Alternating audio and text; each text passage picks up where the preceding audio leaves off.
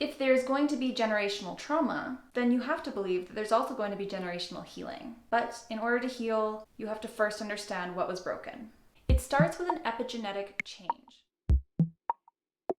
Hello and welcome back to my channel. My name is Sarah and this channel is Sarah Refined. Here we talk about self-development and how that affects the physical, emotional, mental, spiritual, and financial aspects of our lives. One of my favorite things to do is looking at the past and looking at our past actions, our past emotions, and using that to create a better present and future. Today's topic is about generational trauma and generational healing. Now, a quick disclaimer. This is a psychological topic that is far more complex than I can go into in one video. On top of that, I am not a professional, I am not a mental health expert, and I'm not a psychologist or a therapist. So take the words I say with a grain of salt, and there are links for everything I quote in the description down below if you'd like to look more into this. If you like this kind of video, please subscribe. I have tons more like this, and we're only going to be making more. Let's start this video with a beautiful sentiment from the Navajo people. And I have heard this being used in many indigenous communities. I'm saying that's from the Navajo people, but it's not limited to them. But they say, we make every decision with the 10th one to be born in view. What that means is that the decisions they're making today are done so with consideration to how it's going to affect 10 generations from now. It's crazy to even think of tracking back 10 generations. I tried to do a little bit here and I think I got back to my great-grandparents. So let's start this with what is generational trauma? This is also known as intergenerational trauma. I could not find a specific difference between the two, so I will be using generational trauma as a full encompassing word. So Tamara Hill is a psychologist. She's a certified and licensed therapist, but she specializes in trauma therapy. And she wrote an article for the Association of Child and Adolescent Mental Health website. And on that article, she said, I tend to define intergenerational trauma as a traumatic event that began years prior to the current generation and has impacted the ways in which individuals within family understand, cope with, and heal from trauma. My understanding is that it doesn't just have to be passed down. It can also be passed within. I know this all sounds kind of crazy, but generational trauma can show up in our lives, and it can show up in our dreams, in the way we act out, the way we deal with certain emotions, and sometimes even in our irrational fears. Now, defenses against these traumas can be taught to us, but they can also be ingrained in us, because our brains and our cells are creating new pathways with stresses, anxieties, meditations, yoga, different things that have been proven to rewire your brain. If there's going to be generational trauma, then you have to believe that there's also going to be generational healing. But in order to heal, you have to first understand what was broken.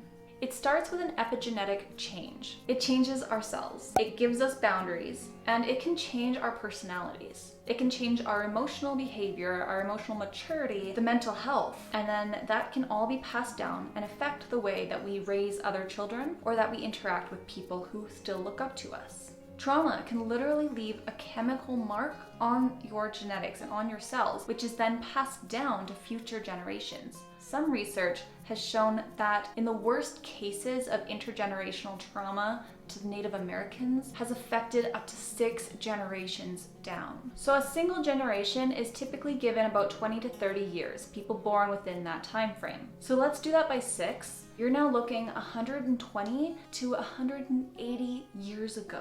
The decisions and the traumas that happened to people 180 years ago could be affecting and are most definitely making up your cells in your body today. So let's just look back at the last 3 generations. That's only about 80 years. In that time, we have had the Great Depression, World War I and II, stock market crashes, and those are just the most basic, general, kind of worldwide events. When we look at specific groups of people, we have the Holocaust. We have 400 plus years of slavery and another 220 years of gaslighting. We had residential schools for the Indigenous Canadians. We have mental health being trivialized in men and sexual abuse being ignored in children and women. This is a lot of trauma. Even if you think you don't have any because you had a good life or who knows, you're carrying some. The top link down below is going to be a TED Talk on the granddaughter of a Holocaust survivor. And I would really advise for you to watch it after this video because because it shows how somebody who had a great life is eventually going to have to deal with things that other generations refuse to deal with. When someone's gone through all this trauma, they not only create defenses for themselves, but they also then teach other generations below them how to prevent this stuff from happening. In my research, I found that the multi-generational traumas of slavery on African American people is less directly studied, and yet it's one of the clearest groups of people where we can see this trauma being passed down. Specifically in men, Black parents have to talk to their kids, but especially their boys, about the potential impacts of encounters with police. That's traumatizing for the parents and the kids. Let's take a look at sexual abuse victims. Adults who are sexually abused as children are more likely to prevent that from ever happening to their own kids. And it's going to come in different ways of whether they're told who to trust, what makes a trustworthy person. It could be different rules coming in, such as no sleepovers at friends' houses, no babysitters, or no male babysitters, and encouraging the kids to dress in a specific way so that they're almost as unattractive as possible to any potential predators. And the thing is, the kids won't realize or understand the reasoning behind all these rules their parents are implementing, but they're gonna understand that there is a certain current underlying all of these rules and all of these things. And lastly, I want to look at the Great Depression. Not only was there an entire generation raised in an era called the Great Depression, but they are also being raised to understand and see that there is not enough for everybody. For many of us, the kids that were raised in that generation are our grandparents or great-grandparents. And after surviving the Great Depression, most of those people were drafted into World War I or World War II.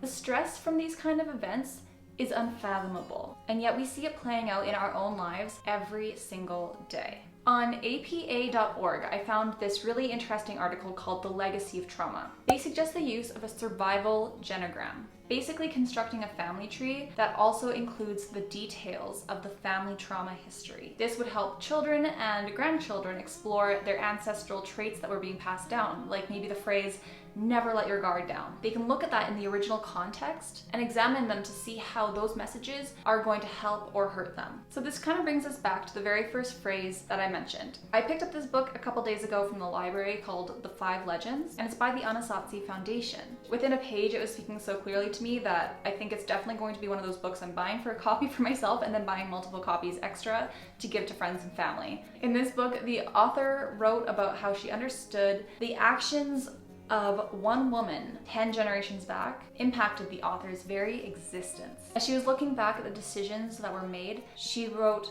"I now saw that for their whole lives I had always existed within their very decision-making process. I was ever present in the past because they placed me in their future." Who is your future? Thinking 10 generations back is hard enough, never mind trying to think 10 generations future. That's 180 years later. When you're making decisions now, think about healing yourself now so your future generations have a better chance of joy and happiness and success. Heal yourself with the 10th in mind. In order to heal generational trauma, we have to be able to talk about it with people. We have to make it normal to understand that somebody else's trauma is being felt by us years later. You can only do this by discussing it with your family, your friends, your therapists, and other people in your community. We have to make promises to end these negative cycles with us.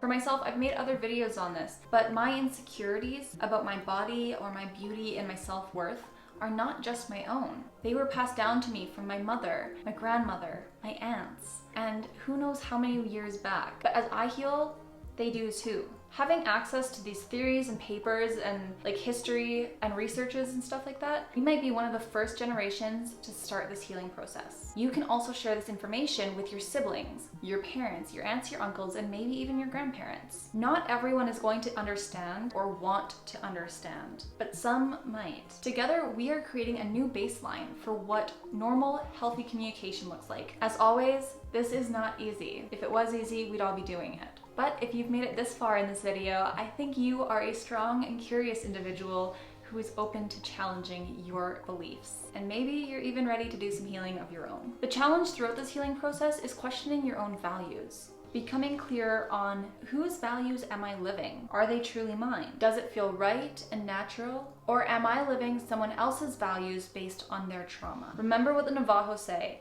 and make your decisions with the 10th to be born in view. These decisions will have a wide range, from how you feel when you get dressed, why are you choosing what to wear, what are you eating today, and how is it going to make you feel, and how is it going to affect generations that come after you? How do you spend your money, and how do you think of money? How are these thoughts and habits going to affect your future generations? And most importantly, how do you handle your emotions? What are your reactions like to certain situations, and are you willing to talk about things that are hard to talk about? So those are my beginning thoughts. I probably will make more videos about this in the future because I think it's just such an incredible tool.